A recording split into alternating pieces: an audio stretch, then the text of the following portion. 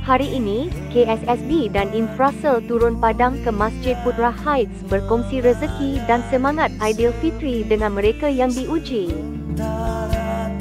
Di sini, terletaknya pusat penempatan sementara untuk mangsa kebakaran paip gas. Kami bawakan juadah raya untuk menceriakan Syawal mereka. Sama-sama kita hulurkan senyuma, sama-sama kita kongsi rasa gembira. Tak banyak, tapi cukup untuk mengukir sedikit bahagia di hati.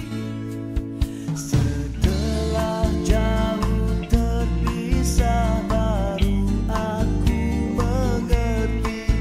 Sungguh sinarku tercari-cari selama ini.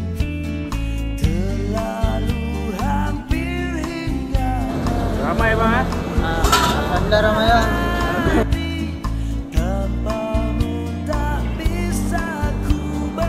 Hari ni makanan sedap, panas-panas dengan cuaca yang sekarang ni tengah mendung, nak hujan.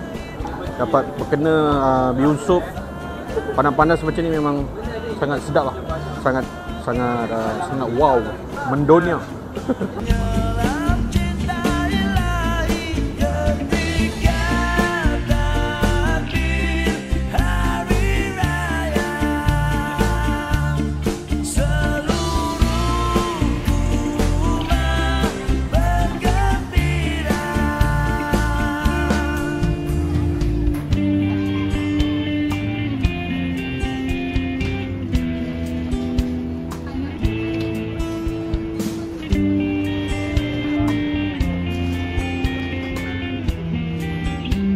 KSSB dan Infrasel mengucapkan Selamat Hari Raya Aidilfitri.